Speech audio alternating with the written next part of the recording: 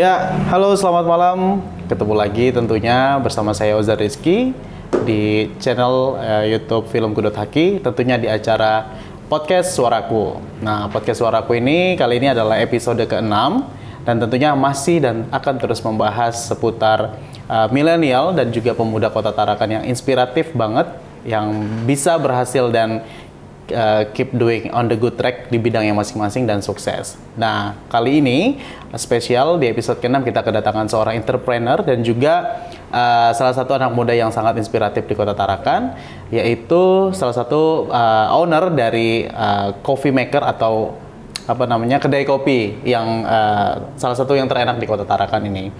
Dan langsung aja kita kenalan. Halo, selamat malam. Selamat Bang malam, Wifak, ya. Iya, ini adalah salah satu entrepreneur atau pengusaha muda yang Kota Tarakan miliki di bidang kedai kopi atau coffee shop. Nah, Bang Wifak, apa kabar? Alhamdulillah baik. Alhamdulillah baik. Ya? Baik. Alhamdulillah baik. Kita baru pertama kali bertemu ya. Baru pertama kali ketemu. Tadi kita sempat lihat juga cara pembuatan kopi langsung dari Bang Wifak ya. Luar biasa, memang aura baristanya langsung terpancar gitu ya. Boleh diceritain nggak tadi itu lagi buat kopi apa? Tadi jadi kita buat kopi itu dengan metode manual brew, menggunakan brew facialnya itu V60 atau biasa disebut dengan kopi saring. Kebetulan kopi yang kita gunakan itu adalah ijen dengan proses carbonic maceration. Wow. Kayak gitu. Nah, itu jadi Sobat Suara, itu tadi sedikit penjelasan ya di awal Bang Wifak, seorang barista dan juga entrepreneur coffee shop di Kota Tarakan, menjelaskan tentang apa yang tadi yang dia buat. Mungkin kita sedikit penasaran ya, atau beberapa Sobat Suara yang mau berkenalan dengan Bang Wifak, mungkin kita boleh diceritain profilnya sedikit? Boleh, Bang. Boleh. Silakan. Profil dari nama gitu atau dari silakan. Ya, jadi nama saya Muhammad Wifak Masnur. Terus kemudian sekarang sebagai saya sebagai owner di kedai kopi Tarakan Brewing House. Lokasinya ada di Jembatan Besi. Di situ juga sebagai penyeduh juga, sebagai barista juga. Terus kemudian kalau background dari sekolah, dulu pernah berkuliah di salah satu universitas di Jakarta. Kebetulan dulu jurusannya adalah teknik geologi. Jadi memang agak sedikit menyimpang dari apa yang dilakukan sekarang ya. Gitu. Tapi mungkin ada kesamaan, sama-sama ngedrilling ya.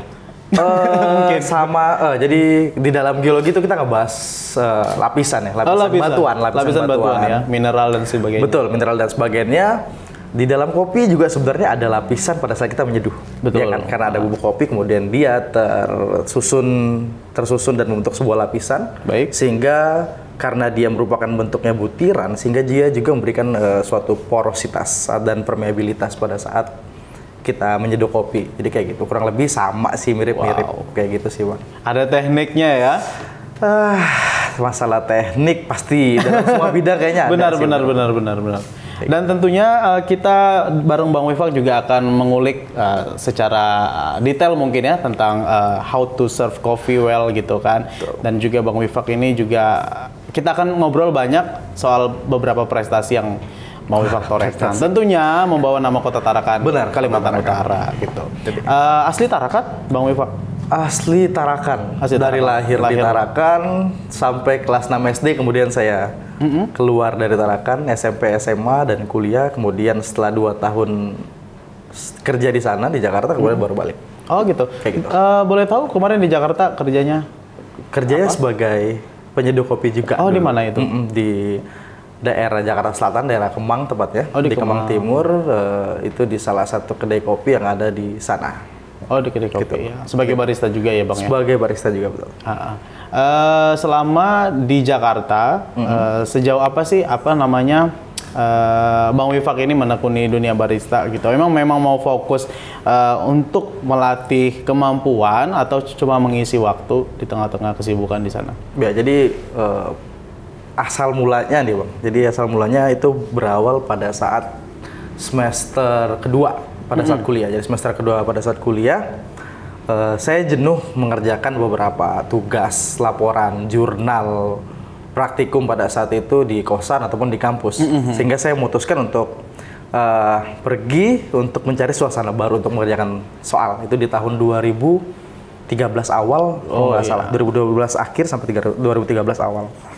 Terus kemudian saya datang ke satu kedai kopi, lokasinya ada di daerah SCBD, Jakarta Selatan. Saya datang ke sana, kemudian emang niatnya adalah mau ngerjain jurnal tersebut gitu. Datang ke sana, kemudian memesan segelas kopi, dan ini mungkin poinnya adalah begitu saya datang ke sana, saya disambut oleh barista. Para barista ada 2 orang di sana waktu itu. Disambut dengan sangat baik. Terus kemudian saya juga harus merasakan, oh seperti ini ya ternyata pelayan itu. Maksudnya seperti inilah seorang barista atau penyeduh kopi harus memiliki good communication terhadap customer ataupun siapapun kayak gitu. Terus kemudian dia harus menawarkan produk, dan disitulah saya mulai berpikir kalau wow, ini orang sepaham ini dengan produknya ternyata. Kemudian saya mencoba kopi yang belum pernah saya coba.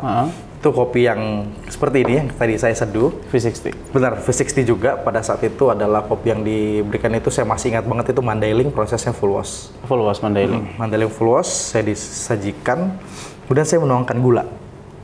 Karena pada saat itu saya belum ngerti. Saya belum tahu apakah gula ini harus kopi ini harus dinikmati menggunakan gula atau enggak ya. Saya tuang, dan kemudian respon para barista itu cuma ngeliatkan, oh belum terbiasa minum kopi ini ya. Dia nggak ngejudge kita, bang jangan pakai gula, nggak kayak gitu. Iya. Benar-benar sangat persuasif pendekatannya, itu bagus banget. Sampai setelah dia menceritakan sedikit, ternyata kopi ini juga sudah mengandung gula sebenarnya, ada ikatan gula bla bla segala macam. Terus kemudian oke, saya pesan gelas yang kedua. Saya pesan gelas kedua, kemudian saya minum tanpa gula. Begitu saya minum terus saya ngerasain kayak, wah ini sensasi yang beda. Ini beneran kopi nih, ada asemnya ternyata. Ada asemnya. Gitu. Benar, ada asemnya. Terus kemudian ada aroma bunga-bungaan dan lain-lain. Terus setelah itu sampai di bulan depannya ya mungkin sekitar seminggu tuh 3 kali bang. Ke kafe itu? Ke sana dengan alasan mau belajar. Bukan alasan mau belajar buat jurnal lagi sekarang. Mau ngikutin dunia baru itu ya? Perjalanan kopinya, kayak gitu.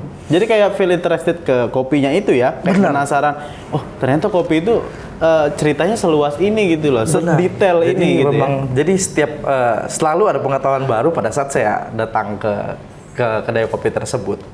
Terus kemudian sampai suatu saat saya duduk datang ngopi sendiri, kemudian ada orang yang nyamperin.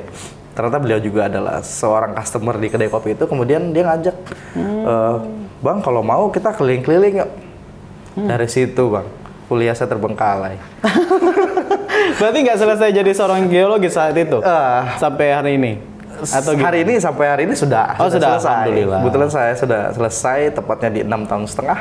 Wow. Jadi saya kuliah itu 6 tahun setengah. Disayang dosen. 4 tahunnya ya kopi kali bang. Oh 4 tahunnya kopi. Jadi kayak gitu. Benar.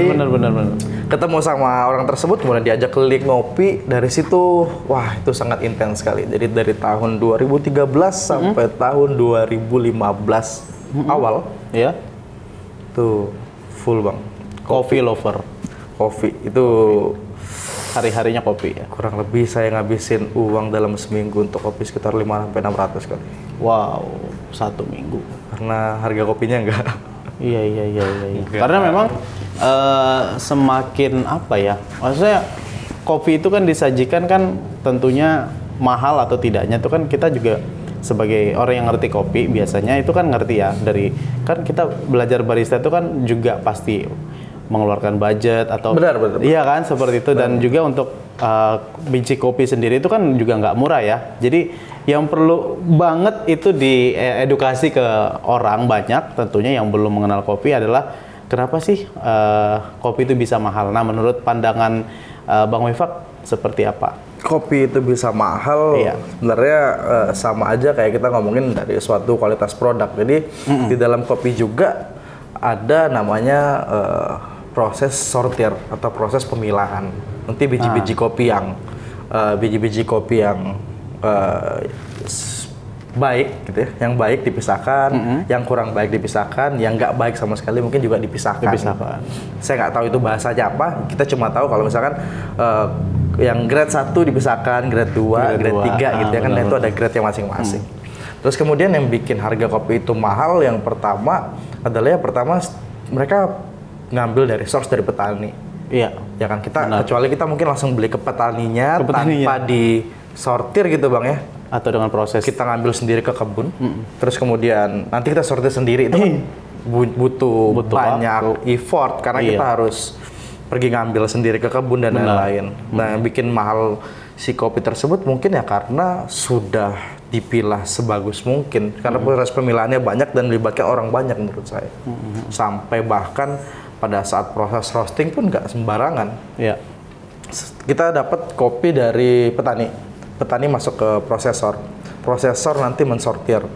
Dari prosesor nanti mungkin si roaster ambil dari prosesor.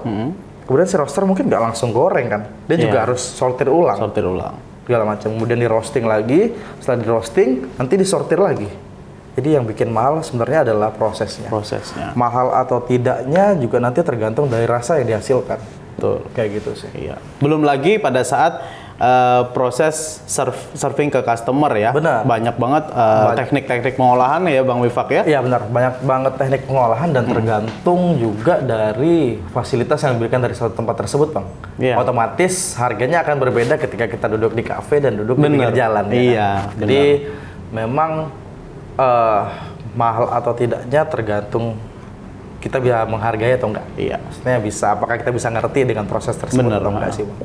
Dan tentunya kalau kita duduk di kafe kan kita juga membayar fasilitas kan, seperti misalnya tempat duduk yang nyaman, terus juga apa namanya AC mungkin, iya wifi seperti juga, itu wifi kan, gitu jadi ya sebagai penikmat kopi dan tentunya sebagai orang yang menikmati jasa tersebut juga harusnya bisa lebih berpikir relevan ya. Betul. Gitu.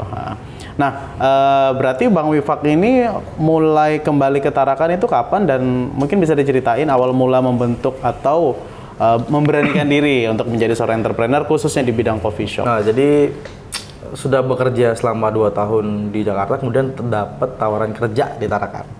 Oh gitu. Jadi dapat tawaran kerja di Tarakan, terus kemudian mikir kebetulan pekerjaan ini adalah bidang saya kuliah. Saya sudah relate ya? Apa? Relate dengan apa yang saya kuliahkan pada saat itu. Terus kemudian mikir kali ya, saya nggak munafik. Yang saya tanyakan salary-nya berapa? Ya kan, karena saya juga butuh realistis dong. Betul, gitu. Itu realistis. Kemudian sudah ditelepon sekian salary-nya, kemudian saya pulang. Setelah banyak perhitungan gitu ya, kalau saya ditarakan saya nggak perlu bayar kosan, makan saya bisa di rumah, tinggal kasih uang bulanan untuk orang di rumah gitu mungkin kan.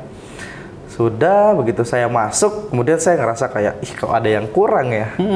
Memang sih ini bidang yang saya kuliahkan dan saya emang mengidam-idamkan kerja di tempat ini karena kebetulan cita-cita dari almarhum bapak saya sih maunya saya jadi pegawai di perusahaan tersebut gitu. Terus kemudian mikir kayak ini ada yang kurang, nggak bisa nih karena dulu saya kerjanya kebetulan double job. Jadi waktu di Jakarta kerja double job di 2 kedai kopi. Jadi dulu sih agak nakal, maksudnya agak nakal adalah semua owner di kedai kopi yang satu dan yang lainnya itu nggak tahu kalau saya double job. Oh iya. Gitu. Jadi saya kong kali kongnya dengan teman-teman kerja. Teman kerja ya. Bro, misalkan saya nge-shift jam 8 pagi sampai jam 3 sore. Sedangkan di tempat yang satunya itu harus jam 2 sudah masuk. Jadi kemudian saya minta, bro, bulan depan saya beliin rokok. Tapi tolong backup nih hari ini. Gitu.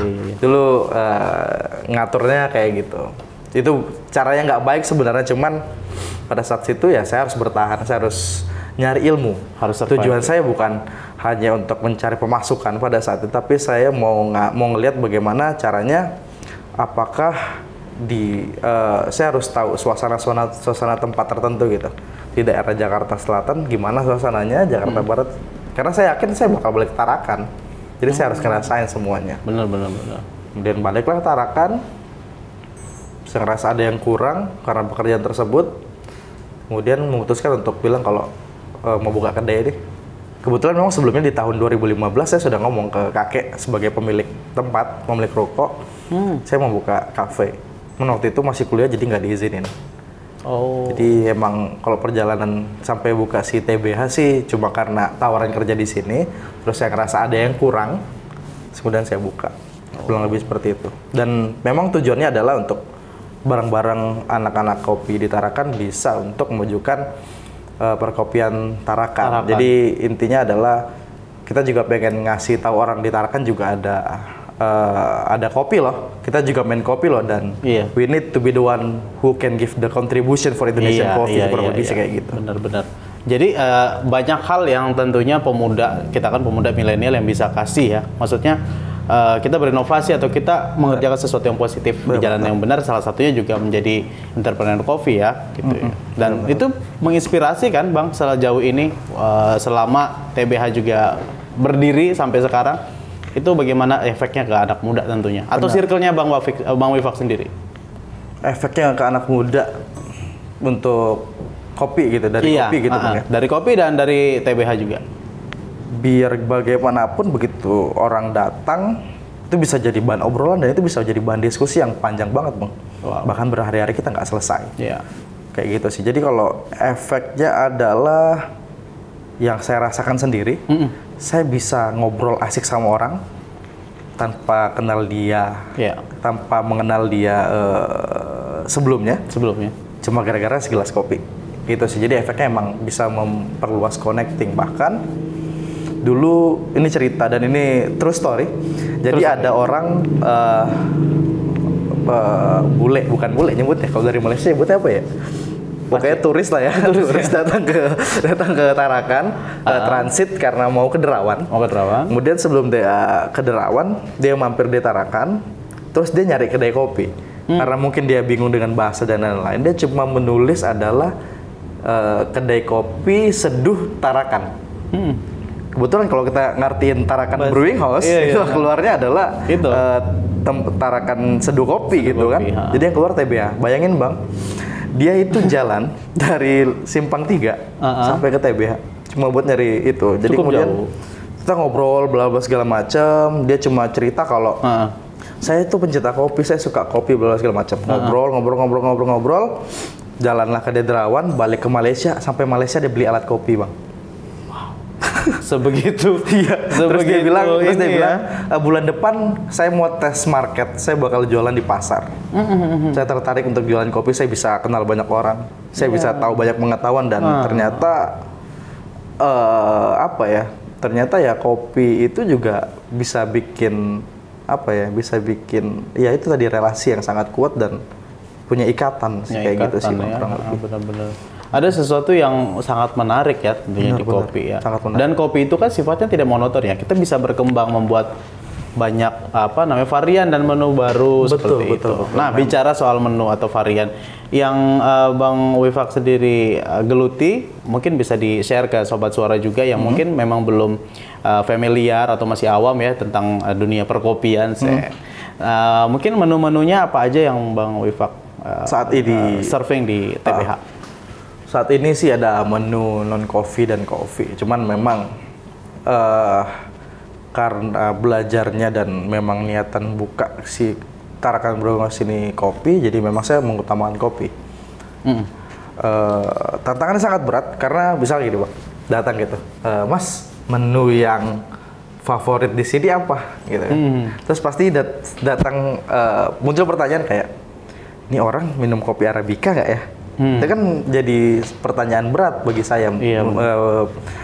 Terus kemudian kalau di sini saya biasanya nyajiin kopinya ini, saya ngasih Arabica karena emang pada dasarnya emang karena saya pecinta Arabica. Terus kemudian saya juga menyajikan kopi Arabica yang cukup lumayan banyak, pernah tembus 15 jenis kopi di kedai itu. Tapi kalau sekarang karena pandemi Bang, jadi nggak banyak karena emang agak sulit penjualannya, tapi nggak boleh patah semangat. Jadi ya pada dasarnya kalau datang ke kedai kopi saya, yang saya akan tawarkan adalah kopi ini.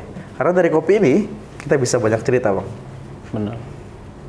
Tidak menyampingkan kopi susu dan lainnya. Cuman pada saat kita ngomongin kopi susu adalah ya menurut saya kita punya, yang penting dalam kopi susu itu dia tidak terlalu pahit, dia tidak terlalu manis. Dan cocok dengan lidah orang. Kayak gitu, dengan lidah pasar, Pasar ya? Betul. Karena kan tidak semua orang itu paham ya, dan familiar dengan dunia perkopian. Tidak idealis. Gitu. Jadi emang kalau sejauh ini ya, kalau nanya menu favorit atau nggak menu yang sangat saya geluti adalah si kopi hitam itu sendiri, kopi saring atau manual brew, kayak gitu sih. Nah, tadi kan sempat juga bicara soal pandemi ya, dan kita kan dari 2020 awal sampai hingga hari ini kan juga masih dalam suasana pandemi COVID-19. Pernah nggak sih dapat suka dukanya gitu, atau pernah nggak sih berpikir untuk jual kopi rumah ke rumah gitu? Atau effort apa sih yang dilakuin selama berada di era pandemi? Jadi memang pada saat itu kebetulan kayaknya saya satu-satunya kayaknya Bang yang jual rumah ke rumah. Wow. Ya, kayaknya ya. Gimana sistemnya tuh? Tinggal chat DM, saya mau kopi apa, terus saya datang. Langsung Bang Wifak bawa alat. Bawa alat-alat kopi yang ada. Yang di sana, misalkan pesanannya manual brew nih, jadi saya bawa grinder, saya bawa kettle air, saya bawa alat dan segala macam, terus kemudian sama cup kopinya, atau kalau dia punya gelas sendiri pakai gelasnya dia. Pakai gelas sendiri. Seduh, ngobrol, bla bla bla bla, ya kayak gitu aja paling nyeduhin di rumah. Tapi itu inovasi loh Bang. Ya, cerdas caranya. Mau nggak mau, emang dalam dunia food and beverage kunci yang harus dipegang adalah inovatif. Kalau kita nggak bisa inovatif, goodbye fix ya. Jadi memang harus ada cara-cara jitu juga ya, jadi bagian dari strategi penjualan ya. Saat itu bertahan berapa lama Bang dengan konsep yang lumayan door to door gitu? Sekitar 2-3 bulan kayaknya waktu itu. Oh, mungkin pada saat puncak pandemi diterapkan juga pada saat PSBB diterapkan. PSBB bulan April ya saat itu ya. Iya, dari April sampai Juli ya. Iya, Juli. Betul. Tapi kondisinya pada saat itu adalah kedai juga tetap buka. Tapi kita mengutamakan untuk take away. Ya. Dan bangku pada saat itu cuma disediakan sekitar 4 doang ya bangku. Untuk tempat kebetulan bulan puasa. Iya. Jadi kita bukanya memang dari jam 4 sore sampai jam 8 lah. Yang lebih seperti itu. Iya. Nah, untuk sobat suara yang mungkin bertanya di mana TBH itu terletak di apa namanya? Jembatan Besi ya? Benar, Jembatan Besi. Yosudarso ya itu? Jalan Yosudarso. Jalan Yosudarso, Jembatan Besi, tepatnya berseberangan dengan Warkop Aseng. Ya, nah, gitu. Warkop Legenda. Ya, Warkop Legenda Indra ya. Itu the true legend itu. True legend. Banyak belajar juga ya Bang dari teman-teman itu entrepreneur yang lain. Iya, pasti banyak banget Bang belajar dari teman-teman entrepreneur lain. Nah, Bang Wifak, bicara soal entrepreneur, kan saat ini kan coffee shop juga udah mulai menjamur ya di tengah pengusaha dari muda tua, gitu kan. Nah, sebagai seorang entrepreneur muda, pandangan Bang Wifak tentang entrepreneur yang ada di Kota Tarakan itu seperti apa sih saat ini? Khususnya yang milenial ya. Nah, itu saya juga masih menganalisa, masih mencari tahu. Karena gini Bang, karena dulu sempat ada pertanyaan ke saya gini, sampai kapan sih kopi itu bisa eksis? Ini untuk entrepreneur di bidang kopi ya. Ya. Terus saya bilang, selama penikmatnya masih ada sih, kopi bakal tetap eksis. Karena sudah teruji Bang, dari 300 bahkan 450 tahun yang lalu kopi itu sudah ada. Ya, benar. Sampai sekarang kopi masih diminum, begitu. Yang bakal membuat dia eksis atau tidak, menurut saya, itu adalah bagaimana si pembuat atau si pemilik kedai nantinya yang bisa berinovasi atau tidak. Yang kedua adalah bagaimana kualitas dari si produk. Yang ketiga adalah smart buyer. Smart buyer itu yang sangat-sangat menurut saya bakal ngebantu kita. Apakah smart buyer di sini maksudnya adalah based on quality gitu ya? Betul, based on quality. Misalkan yang tadi saya bilang, kalau saya mau ngopinya nggak terlalu mahal, saya pilihnya di pinggir jalan atau enggak memang tempat kedai yang biasa. Jangan sampai gini Bang, datang kedai kopi, pesan kopi, ternyata dia tidak cocok dengan rasanya, terus dia komplain. Dia bilang tidak cocok dengan rasanya dan mahal gitu misalkan ya. Iya. Kopi apaan nih? Gak enak gitu bahasanya. Misalkan gak enak kopinya tapi harganya mahal. Terus ya paling saya cuma bisa bilang ya, kalau mau cari yang lain silakan bandingin dulu ke tempat lain. Iya, maksudnya kayak gitu sih Bang. Maksudnya kalau mau kopi yang nggak mahal ya jangan ke tempat-tempat yang memang mewah. Menurut saya sih kayak gitu kurang lebih. Jadi untuk pandangan entrepreneur, itu Bang, yang saya takutkan adalah latah. Karena kopi lagi hit saat ini. Iya. Karena mungkin tidak berbekal, tidak memiliki pengetahuan banyak, takutnya malah kepentok masalah inovasi takutnya malah hilang. Jadi untuk entrepreneur saat ini adalah yang paling penting adalah menggeluti bidangnya dulu. Maksudnya menggeluti sampai si kulit-kulitnya sih Bang. Jadi kita juga tahu jangan sampai kan bisa jadi juga kita beli bahan baku ternyata bahan bakunya yang kurang bagus. Iya. Kayak gitu sih. Itu yang bakal ngerusak citra atau nama dari si kedai kopi itu sendiri kan Bang. Jadi memang harus paham gitu ya, produk knowledge-nya ya terutama ya. Kalau kita mau jualan apa gitu, dengan bakso gitu Bang, kita harus tahu cara buat baksonya kan. Nggak bisa kita melulu beli bakso yang instan yang sudah jadi. Maksudnya pentolan yang sudah jadi, karena sewaktu-waktu itu habis. Kita mau jualan apa? Benar. Kayak gitu sih. Jadi emang harus ngeluti itu dari awal sih menurutku. Jadi harus paham dulu ya. Dan kayaknya harus sering-sering banyak ngobrol rame-rame. Maksudnya komunitasnya diaktifin lagi, kemudian sharing-sharing. Tapi emang agak sulit ya Bang. Kalau lagi pandemi kayak gini kita ngumpul pun agak sulit sebenarnya. Benar. Gitu sih. Tapi biasanya antar penikmat kopi itu biasanya banyak obrolan yang nyambung banget ya gitu kan. Karena pada dasarnya kan kopi juga sejarah kopi seperti itu kan. Nama-nama istilah dalam kopi itu kan luas sekali ya. Wah, sangat-sangat luas. Teknik pembuatan kopi juga banyak. Ada yang manual brew yang seperti Bang Wifak sendiri geluti ya, seperti itu. Nah, selama selama berdirinya TBH ini sudah berapa tahun? Kurang lebih, sudah 2 tahun lebih. 2 tahun lebih ya. Tentunya juga seiring berjalannya waktu juga menu-menu bertambah ya.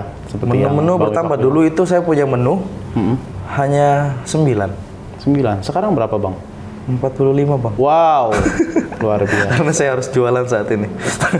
Kalau yang kemarin saya banyak memberitahu tentang ini loh kopi, Iya. Ternyata, kalau jualan tuh harus begini ternyata. Harus ngikutin juga ini ya, market share ya. Iya, tapi jangan sampai meninggalkan apa yang kita suka. Benar. Jangan menghilangkan esensi dari apa tujuan kita awal kayak gitu sih Bang. Berarti tetap kopi-kopi yang memang dibuat manual tetap eksis ya di situ ya? Tetap eksis sampai saat ini, bahkan dia sekarang kalau kita buka penjualan dia ada di peringkat kedua. Setelah kopi susu. Kopi susu masih di atas Bang. Kopi susu masih di atas. Karena kopi susu hampir sejuta umat. Betul, semua kalangan suka. Semua kalangan suka ya. Dan juga lebih praktis kan. Lebih praktis dan itu adalah jembatan terbaik agar orang bisa minum kopi. Iya. Untuk kenal dulu deh. Benar. The first impression dulu. Iya. Gitu kalau berani gitu ya. Dulu saya sering banget bermain dengan resiko-resiko tinggi. Contohnya? Dia kebiasaan minum kopi susu. Kadang-kadang gulanya saya kurangin. Iya. Dari yang awalnya 20 gram jadi 10 gram. Minum. Gak ada komplain. Ini cocok nih, harusnya sama kopi. Besoknya datang lagi, gulanya saya nggak kasih sama sekali. Begitu datang lagi saya bilang, saya kasih kopi hitam, free. Tapi diminum. Oke, minum. Besoknya datangnya minum kopi hitam. Wow. Itu salah satu cara edukasi salah satu juga trik. Ya? Tapi resiko Bang. Kalau dia bilang, ini kenapa nih? Kalau misalkan resikonya dia bilang, pada saat kopi susu terus dia ngomong ke orang gitu, ih kopi sana tuh berubah-ubah rasanya. Kadang enak, kadang enggak. Itu kan takut banget. Cuman, mostly sih berhasil. Mostly berhasil ya? Ya, kayak gitu sih. Mostly berhasil. Nah, soal kita bicara edukasi masyarakat atau customer ya soal kopi, kan untuk V60 ini kan tidak semua orang paham ya dan ngerti, dan banyak kan orang kan kok nggak pakai gula gitu, atau kok ini pahit, kok gini asam gitu ya. Bagaimana sih trik atau strategi Bang Wifak untuk mengedukasi atau menginformasi ke orang lain tentang produk knowledge-nya itu sendiri, khususnya di V60 ya? Betul. Jadi untuk di V60 ya itu paling kita harus bisa kasih first impression yang benar-benar orang sudah pasti tertarik sih dengan cara kita membuat kopi yang pakai alat dripper tersebut, kemudian dituang, kemudian pakai timbangan. Bahkan dulu ada yang bilang, Bang, abang jualan sabu, kok timbangannya kayak gitu? Mirip ya? Itu kan saya bilang, kayak gitu segala macam. Abang jualan narkoba gitu ya? Gitu. Enggak, ini buat apa Bang? Ini buat kopi. Kita butuh timbangan, kita butuh gramasi yang presisi gitu segala macam. Terus kemudian, dari munculnya obrolan tersebut, saya kira itu sudah membuat rasa ingin tahunya dia tuh lebih gitu kan Bang. Terus saya setiap habis setelah menjelaskan tentang produk tersebut, saya kasih, terus saya pasti bilang gini, jangan dijudge dulu kopinya, minum dulu, rasain dulu. Karena pada yang ngomong, ih ini kopinya asam nih, kayak basi. Gitu. Ya kan? Tuh ada yang minum, ih kopinya pahit nih bang, jangan dibuat pahit dong. Terus gimana kita mau buat dia nggak pahit, sedangkan unsur pada kopi ini sudah jelas kafein bang. Kafein. Ya kan, karbon. Maksudnya CHO4 ya kalau nggak salah kopi, saya lupa. Terus kemudian juga ada karbon dioksida CO2 pada saat pembakaran. Jadi unsur karbon itu sudah sangat banyak. Maksudnya unsur C-nya itu banyak. Jadi sometimes orang bilang ada yang kopi itu bisa nggak pahitnya dihilangin, jadi agak sulit sebenarnya bang kalau kita mau ngomong. Tapi ada juga kalau kita kasih orang kopi yang nggak pahit terus dia bilang yang pahit terus dia bilang kok kopinya pahit ya. Jadi kita bingung kan. Jadi yang penting adalah diminum dulu aja, jangan dijudge kopinya seperti apa. Nanti kita diskusi. Dia bilang, oh ini kopinya asam nih, bisa nggak ditelaah lebih dalam kalau asamnya itu kayak apa? Ini asamnya sih ada pahit-pahitnya. Terus saya paling cuma nyebut bergemot. Apa ya bergemot ya? Jeruk yang buat somai itu bang. Oh, ada kan jeruk yang jeruk sayur ya, jeruk sayur. Soto. Gitu lah pokoknya, jeruk soto gitu. Oh iya, ini mirip jeruk soto. Nah dari situ, biasanya saya bakal nyeduin lagi kopi yang lainnya dengan proses yang berbeda. Saya pasti ngasih. Ini rasanya mandarin orange. Saya ngasih tahu. Terus dia minum. Iya bang, ini jeruknya jeruk asam ada manisnya. Jadi emang perlu tricky. Ada pengorbanan, karena kita nyeduin dia 2, dia bayar 1. Jadi edukasinya kurang lebih seperti itu. Dan banyak sih edukasi-edukasi yang dibuat sama teman-teman itu banyak banget. Ada yang ngopi di pagi hari, free atau nggak bayar si kelasnya dan lain-lain. Banyak banget teman-teman buat program-program seperti itu. Dan itu sudah benar-benar bisa membantu memperkenalkan kalau kopi itu juga bisa dinikmatin, kurang lebih itu. Oh iya. Dan mungkin pernah dapat atau yang beberapa ini cerita sebenarnya lucu ya momen ini. Jadi banyak orang biasanya kan nggak tahu ya tentang sebutan-sebutan kopi gitu kan. Apalagi pada saat di suatu menu gitu ya, satu menu tertentu ada espresso. Itu kan kejadian lucu banget nih. Dia pesan espresso. Di harapan dia kan espresso itu punya gelas besar dengan susu dan apa. Terus dia salah pesan. Terus yang datang kecil. Itu pernah nggak dapat kejadian? Pernah. Customer lo, kok ini kopinya segini doang gitu kan? Pernah. Gimana? Coba ceritain bang. Jadi dulu banyak sih, maksudnya di sini juga gitu kan, karena saya jual dulu harga itu 10.000. Iya benar. Banyak pesan itu. Mostly emang dijual 10.000-an sih. Benar. Tapi saat ini udah nggak 10.000 bang saya jual. Saya sudah pakai full arabica dan harganya lumayan. Jadi kalau cerita yang mengenai espresso dulu, saya ngasih, dia pesan espresso terus saya kasih, terus dia bilang, bang ini yakin cuma segini kopinya? Iya ini emang segini aja kopinya. Kan biasanya saya nanya di awal, sudah pernah minum espresso apa belum?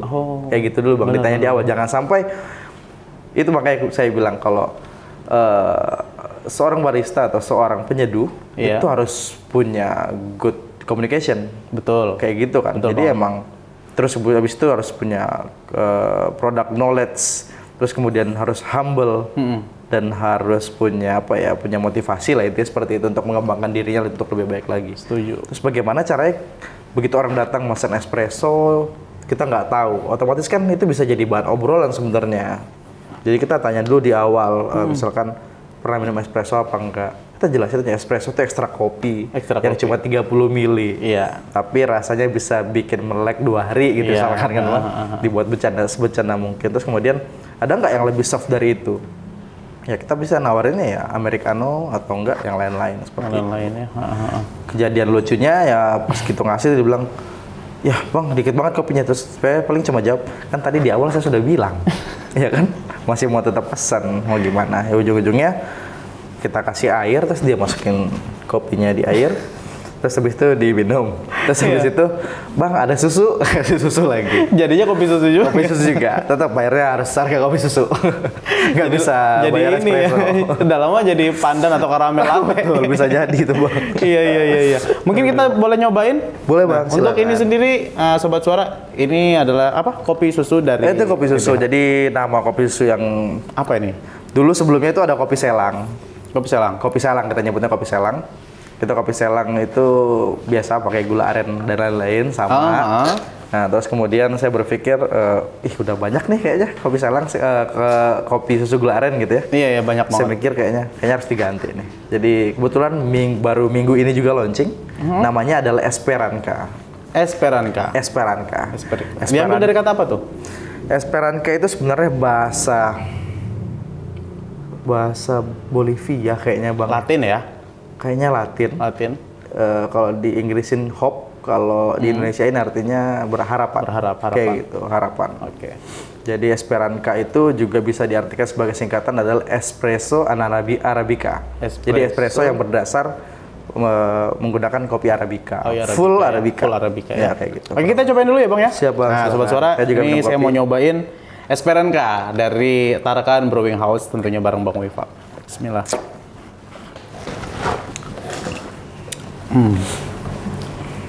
Arabica ya, full Arabica. Full Arabica. Dia juga masih ada pemanis, kita kasih gula juga. Pakai apa? Creamer, susu kental manis? Susunya nggak pakai. Ya? Kita cuma pakai gula putih, tapi ada tambahan sedikit bumbu rahasia. Ya. Terus kemudian susu. Oke. Memang ini kentara banget Arabicanya karena sepanjang yang saya tahu ya Arabica itu kan lebih menyisakan rasa di ujung akhir atau di ujung lidah kita ya pada saat kita merasakan, karena Arabica ini kan adalah kopi yang paling mahal ya di seluruh dunia ibaratnya gitu. Ya. Maksudnya dibandingkan Robusta kan dia jauh lebih di atasnya Robusta gitu. Jadi dia cenderung ke rasa buah gitu ya di akhir ininya. Rasa buah, rasa bunga gitu ya. Mungkin.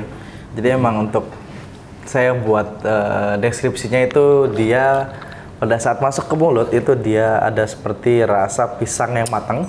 Benar. Terus kemudian nanti di belakang sedikit ada rasa orange peel atau kulit jeruk. Terus kemudian pada saat di belakangnya lagi itu rasanya seperti berry dan diikuti dengan floral. Benar. Floral Bang. Jadi di belakang itu dia rasanya kayak mekar gitu. Iya. Gitu sih. Mostly masuk Sobat Suara, pada saat masuk pertama kita kayak ngerasa pisang. Betul. Pisang yang manis tapi campur. Nanti di ujung rasa, seperti saya bilang Arabica itu menyisakan rasa di ujung perjalanan. Dia punya long aftertaste. Kalau kita sebutnya di kopi dia punya long aftertaste. Long aftertaste, benar. Nah, bicara soal bahan baku. Bahan baku untuk kedai kopinya Bang Wifak sendiri ngambilnya dari mana? Atau produksi sendiri atau roasting sendiri mungkin gitu? Untuk si base dari si espresso base kita ngomongin produk kopi yang nantinya bisa jadi turunan gitu. Espresso kan bisa turunan ke cafe latte, bisa cappuccino, bisa ke piccolo, bisa ke ice latte dan lain-lain kayak gitu. Itu saya menggunakan full Arabica, kemudian yang kebetulan di roasting dari roaster yang ada di Tarakan. Oh iya. Boleh disebut nggak sih? Boleh. Jadi saya menggunakan roastingan dari Enigma. Enigma itu yang ada di Kampung Bugis. Kebetulan itu adalah Mas Ari. Oh, Mas Ari. Oh, saling kenal ya antara barista di Tarakan karena ya? waktu pembuatan. Jadi coffee blend atau espresso blend yang ada di TBH itu hanya ada di TBH. Karena saya by request mintanya ke Mas Ari. Iya. Mas Ari, saya mau rasa yang seperti ini, bisa nggak? Oke, kita coba try. Terus dia bilang, gimana Pak? Udah klop dengan rasanya dan dengan tujuan yang mau diberikan, gitu. Udah Mas, ini segala macam. Ujung-ujungnya dia bilang, ya udah, ini emang khusus untuk TBH. Jadi Mas Ari itu kan punya beberapa blend. Dia nyebut blendnya itu adalah berandal. Jadi yang di TBH itu kami membuat namanya adalah Maha Berandal karena menggunakan full Arabica. Karena selebihnya itu ada campuran Robustanya juga. Jadi itu requestan dari TBH kepada Enigma Coffee and Roastery-nya. Gitu ya. Bahan bakunya dari situ. Kemudian untuk kopi-kopi Arabica itu biasanya juga kita ngambil dari roaster-roaster lokal. Itu roaster lokal di Tarakan banyak banget. Oh, ada banyak banget. Sekarang ya? sudah banyak. Sekarang mungkin sekitar 6 kali ya Bang. Yang punya alat sendiri? Betul, yang punya alat untuk menyangrai kopi. Oh, sudah banyak sekitar ya? Sekitar 6 sepertinya. Oh. Itu ada, saya sih yang kenalnya sih ada Enigma itu, terus kemudian ada Hattori.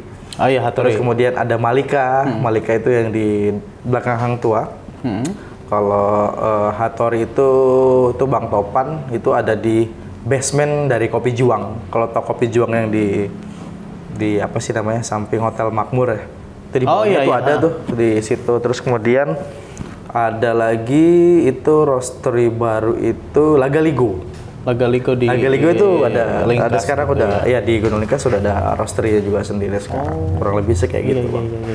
Jadi asiknya kopi ini juga bisa bikin kita punya komunitas dan circle sendiri juga ya, saling tukar pikiran, saling sharing, saling tukar produk juga ya, Bang. Bener, Bang. Dan ya lokal pride ya, Bang. Lokal pride. Jadi kita juga pakai emang kopi-kopi yang ada yang berasal dari roastery Tarakan.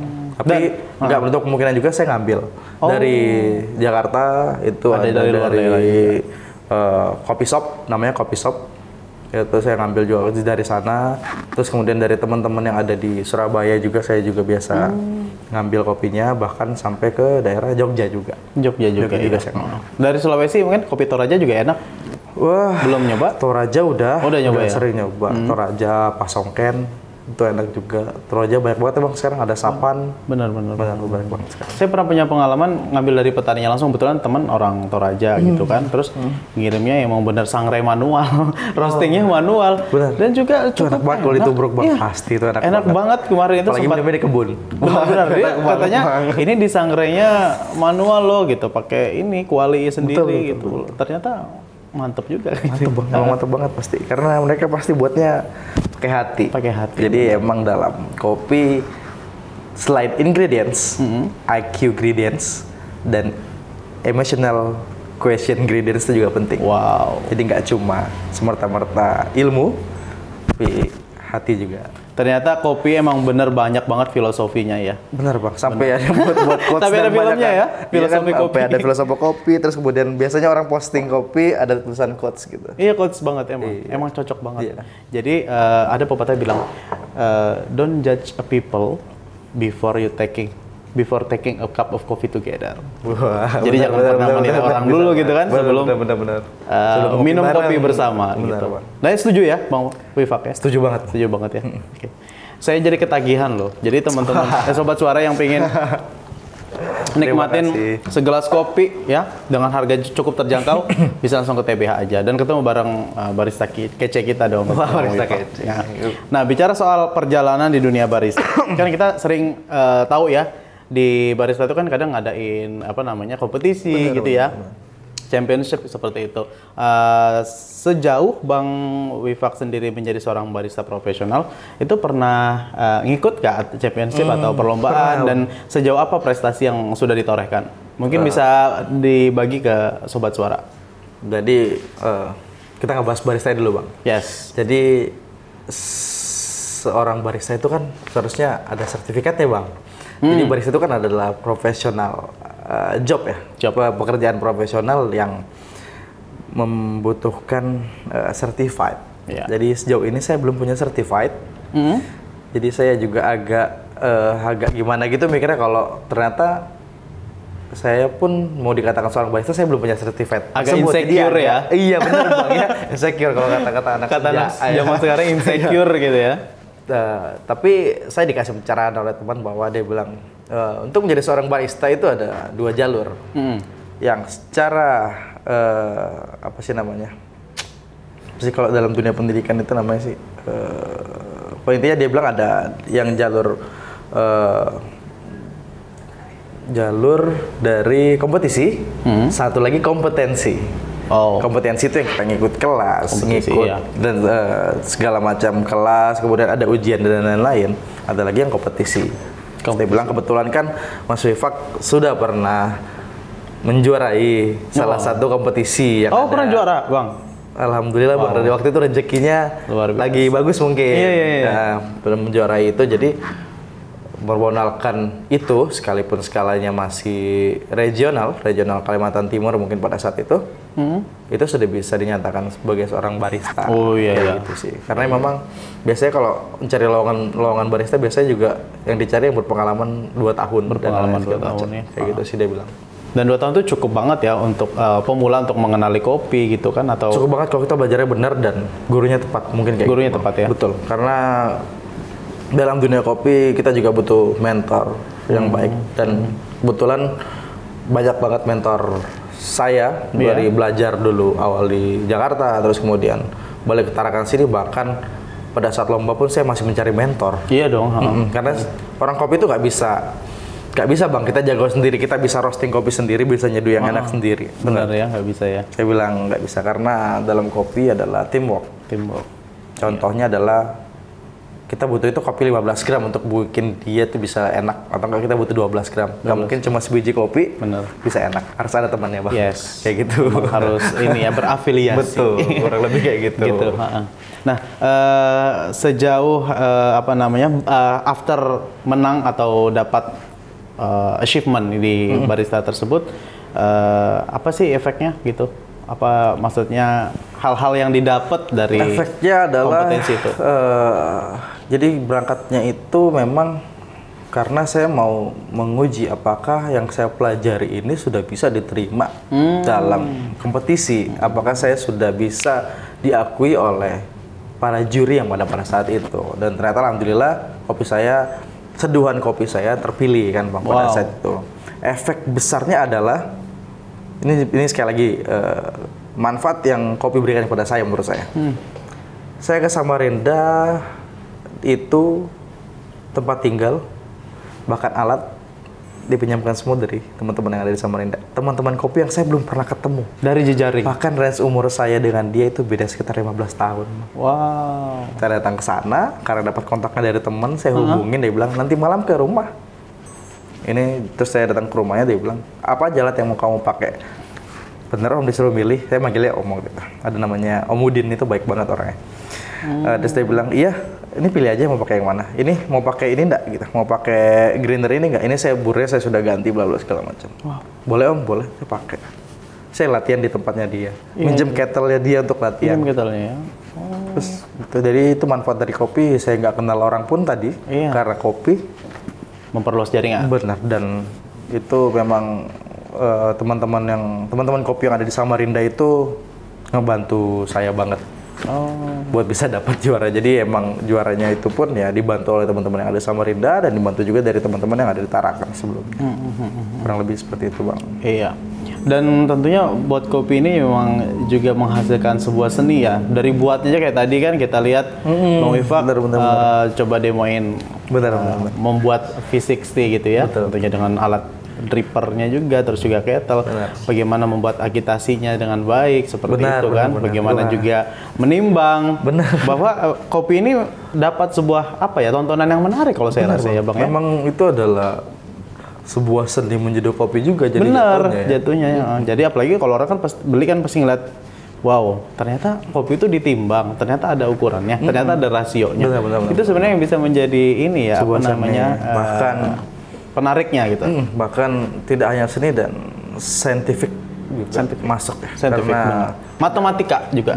Matematika juga. Matematika banget. Fisika kimia udah pasti. Fisika kimia juga pasti. Kayak gitu sih. Dari bagaimana kopi itu tiba-tiba menghasilkan sebuah krema, betul, yang benar, gitu kan? Pelepasan karbon dioksida pada saat blooming, terus kemudian ekstraksinya seperti apa yang terjadi, kemudian kita ngatur bagaimana seberapa banyak unsur yang terkandung pada air sehingga bisa membawa kelarutan kopi tersebut. Gitu. Iya. Banyak banget sih. Banyak banget, luas banget ya kalau kita bicara kopi ya emang. Banyak banget. Dan semenarik itu gitu.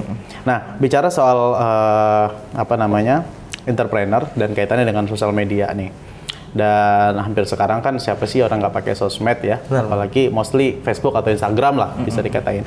Bagaimana sih Bang Wifak sendiri menggunakan sosial media dan kaitannya dengan usaha atau dalam dunia coffee shop kaitannya dengan sosial media? Kaitannya sih berpengaruh besar, apalagi untuk itu di bang yang abang bilang kalau siapa sih yang nggak pakai sosmed, bahkan anak umur 6-7 tahun pun sekarang sudah pakai gitu. Benar. Terus kemudian hubungannya dengan sosmed, kebetulan saya nggak punya sosmed, saya nggak punya Instagram pribadi. Oh ya? Bener. Hari gini beneran nggak punya? Beneran nggak punya bang. Pertimbangannya? Insecure. Oh, atau dimarahin doi ya punya? Enggak juga. Emang mau fokus di Instagram sih, kedai situ sendiri aja sih. Iya. Sebelumnya sih punya. Sebelumnya punya. Ada yang hapus, nggak tahu siapa. Tutup akun. Atau siapa yang hapus? Nggak diserang netizen kan? Nggak diserang netizen, tapi tiba-tiba hilang. Tiba-tiba hilang ya? Saya lagi upload foto terus tiba-tiba hilang. 2 kali kejadiannya. Oh, bisa begitu ya? Iya. Terus saya pikir, saya bukan siapa-siapa. Iya. Kok diambil, kok bisa diambil orang dan begitu login lagi, akun Anda dinyatakan ditutup gitu. Wow. Ini nggak tahu. Padahal followersnya lu juga udah lumayan ya, yang pribadi. Wah, lumayan bang. Besar ya. Lumayan bang, itu dari tahun berapa soalnya? Bisa terima endorsean ya? Belum belum ada jiwa endorse. Iya, kalau IG kan dia cenderung ke endorsean. Betul kan, gitu. lebih ke endorse ya. Kayak nah, gitu sih. Sobat Suara, untuk kepoin berbagai macam jenis menu dan juga varian kopi, langsung aja di follow Tarakan Brewing House di Instagram ya. Betul. Tentunya juga dikelola langsung oleh Bang Wifak gitu. Benar. DM tanya-tanya seputar kopi boleh banget kan? Banget. Bagusnya sih ketemu langsung, Bang. Bagusnya ketemu langsung. Iya. Nah, Sobat Suara mungkin bisa janjian dengan cara datang langsung ke konten. Karena takutnya kalau dari sebuah chat takutnya ada tutur kata atau enggak ada nada yang enggak seharusnya dalam chat gitu. Iya. Ya kan dalam chat kita nggak tahu nih orang ngomongnya bahasanya keras atau pelan ya, kita nggak tahu, Bang. Jadi salah interpretasi kayaknya lagi. tatap muka langsung. Biar tidak terjadi kesalahpahaman. Yes. Kayak gitu sih. Oke. Nah, mungkin kita bicara soal apa namanya? Kemitraan ya. Kemitraan kan tadi kita sempat singgung soal jejaring gitu. Bagaimana sih Bang Wifak sendiri membangun sebuah relasi dan juga mungkin mitra mungkin dengan teman-teman barista yang lain di Tarakan? Apakah TBH sendiri sudah punya mitra dengan siapa mungkin bisa di sharing? Mitra ya. Kalau mitra berarti jatuhnya sama-sama saling nguntungin gitu, Bang. Nah, mungkin bisa gitu. Saat ini sih ya karena saya beli kopinya dari roaster yang saya bilang tadi Enigma, mungkin saya bisa bilangnya saya baru bermitra sama dia. Enigma, tapi urusan tentang support semua kedai kopi mungkin atau semua penggiat kopi itu adalah, dan ini sudah teman-teman yang lain juga lakukan sama gitu, Bang. Kalau kita lagi berkunjung ke, misalkan datang ke salah satu kedai kopi, kita posting menggunakan akun media kita dan memberikan caption atau mengasih tahu kalau kita lagi di kopi ini dan di tag gitu.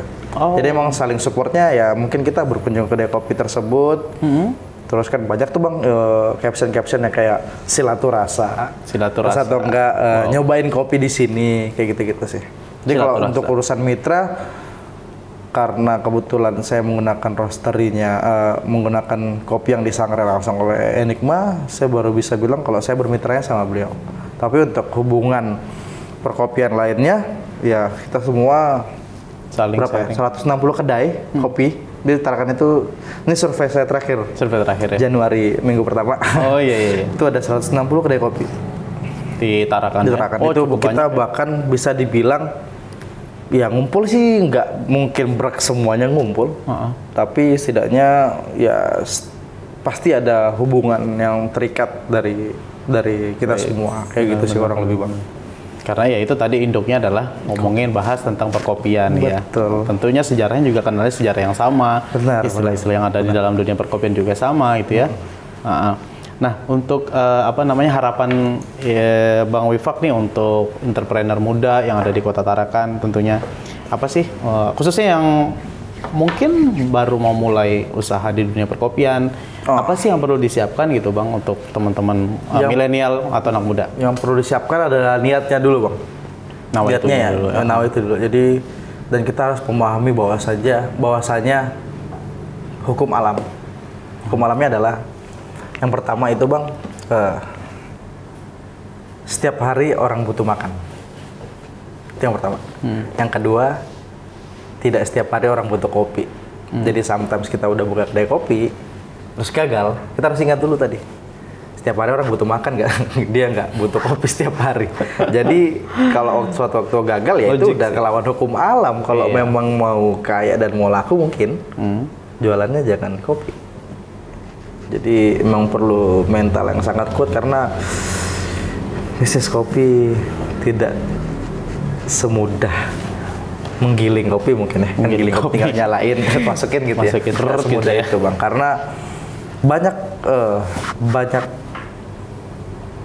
tapi ntar saya jadinya kayak nakut-nakutin orang yang baru mau buka, Bang. Enggak apa-apa dong. Enggak ya. Yang penting bisa jadi yang penting kalau sudah niat ya diterusin ya. Iya. Jadi harus selalu ingat yang saya bilang aja deh. Nomor satu, setiap hari orang butuh makan. Yang kedua, tidak setiap hari orang butuh kopi. Gitu. Kayak gitu. Ya kalau mau ya jual makanan sama kopi. Ya itu kalau mau usahanya. Duet ya. Kalau mau tandem gitu. Betul. Terus kemudian adalah perbanyak sharing. Menurut saya sebelum buka, perbanyak sharing karena sharing tersebut juga mungkin bisa sambil diselipin. Minggu depan saya buka nih bang, mainnya bang di opening kita. Promosi gitu. Betul. Karena kalau enggak mungkin juga sebagian orang mungkin ya bang, siapa yang punya di sana ya? Nanti kalau ke sana terus tiba-tiba datang nggak kenal sama customer ya, sama si barista juga mungkin baristanya nggak bisa kita ajak ngobrol, jadi agak malas gitu kan. Iya, mungkin itu yang bikin jadinya bikin jadinya juga orang malas berkunjung ke tempat yang baru mungkin. Tapi basically kalau memang si penyeduhnya atau si baristanya sudah memiliki modal yang kayak saya bilang tadi, good listener, terus kemudian good communication, terus kemudian punya motivasi yang tinggi, ambisius juga gitu. Ambisiusnya tapi kan orang yang dikatakan ambisius biasanya negatif ya. Cenderung negatif. Iya, negatif ya. Tapi kalau ambisiusnya adalah dengan cara mempertahankan apa yang sudah dia pelajari dan membuat dirinya semakin meningkat kualitas dirinya sendiri. Harusnya ambisius tersebut kan baik tuh bang. Yes. Karena tadi sudah didasari oleh si good listener dan si good communication. Terus kemudian product knowledge-nya bagus dan yang terakhir adalah humble. Punya 6 skill tersebut. Tanpa humble itu nothing. Itu modal awal untuk jual jasa sih. Benar, humble itu adalah universal banget itu. Hal-hal yang tidak dipelajari dalam sekolah, soft skill, dalam kelas juga itu benar-benar. Jadi harus humble dulu dan ya itu harus good listener. Ntar ujungnya kan bisa nerima masukan. Iya. Karena kalau enggak ntar jadinya menutup diri kan. Benar, menutup diri dan bisa jadi malah ngebentuk suatu kubu mungkin. Jadinya perkopiannya nggak sehat dan nggak berkembang. Meskipun 160 kedai kopi dengan kerapatan penduduk 9 jiwa per meter persegi. Itu udah gak sehat sebenarnya bang. Cuma namanya kita sama-sama cari rezeki. Ini berarti timpang ya antara. Benar bang, karena kan kerapatan penduduk kita tuh 9 jiwa per meter persegi. Sedangkan 160 kopi 160 bang. Menjamur banget ya. Bayangin kalau ada satu kue bagi 160 nih bang. Gitu kan itu. Tapi percayalah rezeki itu tidak tertukar. Benar, rezeki itu tidak akan pernah tertukar. Intinya adalah bagaimana bisa bersyukur kali ya. Keep striving di situ gitu. Dan jangan lupa untuk terus belajar ya, gitu ya. Nah, jadi buat entrepreneur kalau memang tidak sanggup untuk menyeduh kopi sendiri, panggillah bala bantuan. Maksudnya rekrutlah karyawan, mensejahterakan orang atau enggak memberikan orang gaji dari hasil kerja keringatnya juga termasuk ibadah atau enggak termasuk apa ya, rezeki juga kali ya bang, kayak gitu sih. Jadi intinya sih ya membuka lapangan pekerjaan kan juga bagus kan, membantu kota kita juga kan untuk mengurangi pengangguran. Bener. Gitu sih kurang lebih, daripada larinya belok-belok. Mending main kopi. Toh di kopi kita bisa dapat 2. Let's say dalam zat adiktif yang berbahaya itu kan bisa buat kita semangat kan bang. Ada kan salah satu zat adiktif yang bikin kita semangat dan lain-lain. Bikin jadinya nggak bisa tidur dan lain-lain gitu ya, bikin melek dan nanti hal negatif yang bakal dilakuin. Terus kemudian ada juga zat adiktif yang bikin kita tenang kan sebenarnya, walaupun itu bakal ngerusak saraf gitu ya. Dalam kopi kita bisa dapat dua-duanya bang. Iya. Karena pada dasarnya kafein tersebut adalah untuk menstimulan enzim, endorfin yang ada di sini. Endorfin, terus kemudian juga koltrasol. Endorfin yang bikin kita bahagia, koltrasol yang bisa bikin kita tenang. Makanya kalau pada saat ngopi paling enak tuh nyender sambil ngerokok. Iya benar. Tapi obrolan tuh tetap fokus. Itu karena kafeinnya menstimulan enzim-enzim yang ada di tubuh kita. Itu yang saya pelajari dari salah satu mentor saya. Terus dia bilang, ada juga yang bilang gini kan bang, kenapa ya kalau orang-orang tuh lebih enak kalau ngerokok sambil ngopi gitu kan? Ya kan bang? pasangannya banget dah pokoknya. Kalau saya sih nggak bisa bang, rokok sambil ngopi. Oh kenapa? Susah bang gitu. Oh, bercanda ya sobat suara ya. Biar nggak tegang. Gitu. Sambil ngopi nggak bisa.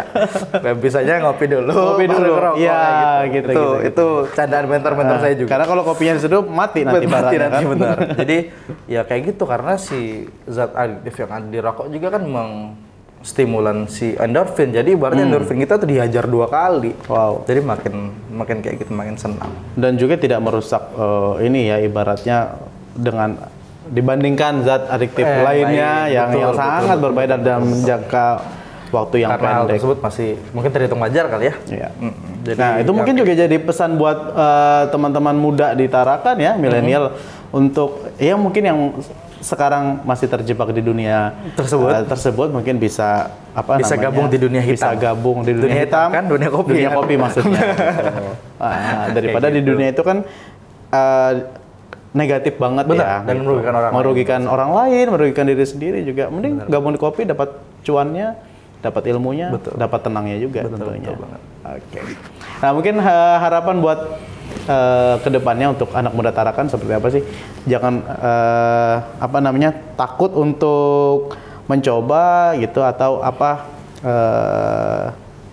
hal-hal yang memang Bang Wifak sendiri ngarapin gitu untuk anak muda Tarakan. Mungkin yang saat ini belum punya tujuan hidup gitu. Belum punya tujuan. Atau mungkin belum terarah ke belum dunia. Terarah atau enggak mungkin kopi. Masih sekolah ya. Iya, sekolah mungkin pun benar-benar kayak gitu. Jadi memang yang paling penting adalah ngelihat dunia luar sih Bang. Kita harus lihat di dunia ini sudah ngebahas apa sih. Masa kita masih ngebahas tentang yang ya mungkin sudah orang 5 tahun yang lalu orang bahas gitu. Maksudnya kita harus lihat dunia luar juga. Misalnya apalagi kita dalam kopi gitu Bang ya. Kita nggak bisa berpatokan dengan kopi yang ada sekitaran sini aja. Kita harus ngeliat dulu di luar nih lagi rame apa sih. Boleh dicoba juga nih. Karena termasuk dari inovasi. Toh meniru dan memodifikasi itu kan nggak ada masalah.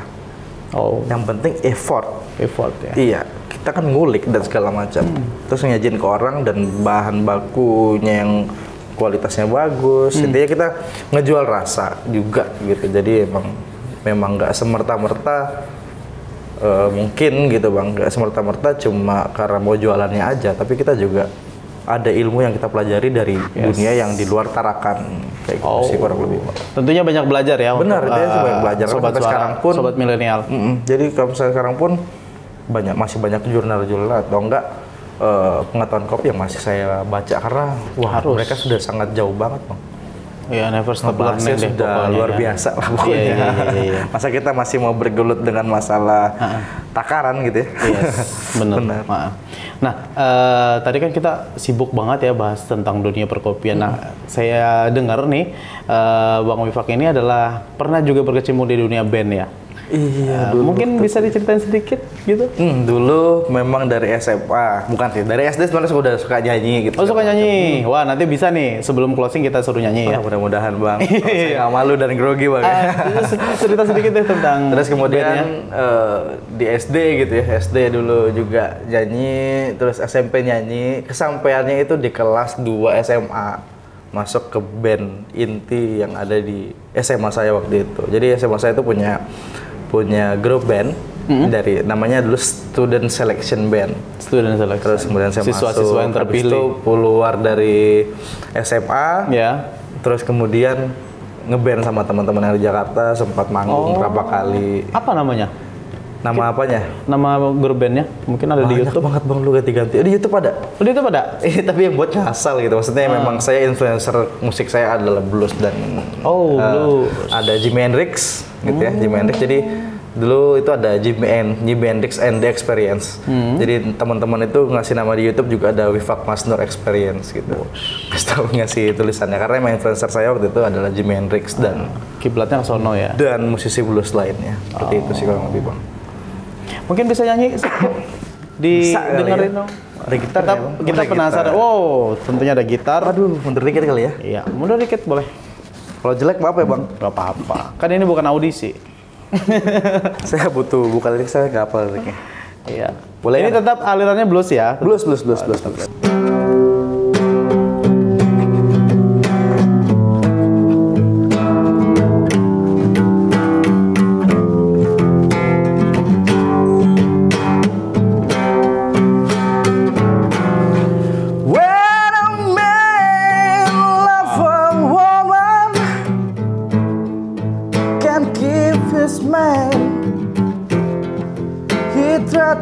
God for the good thing He sound. If she's bad, He can see it. She can do no wrong and turn His back, His best friend. When a man loves a woman, I give you everything I've got. Trying to hurt unto love. Baby, baby, please don't treat me bad.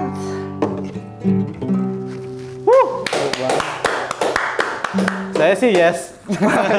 Jadi kayak audisi Indonesian Idol ya? Ya, itulah tadi Sobat Suara, bincang-bincang seru kita seputar anak muda kreatif dan juga yang menginspirasi yang ada di Kota Tarakan. Tentunya tadi bareng Bang Wifak, seorang entrepreneur muda dan juga anak muda yang memiliki banyak prestasi. Tentunya yang menggeluti dunia coffee shop dan juga menjadi barista muda di Kota Tarakan. Tentunya jangan lupa untuk bantu kita di channel Film Kudot Haki dengan cara like, share, dan subscribe akun kita untuk mendukung kegiatan dan juga eksistensi anak muda inspiratif di Kota Tarakan, Kalimantan Utara. Tentunya saya Ozan Rizky dan saya Muhammad Wifak Masnur. Ya, undur diri pamit. Sampai ketemu di episode selanjutnya.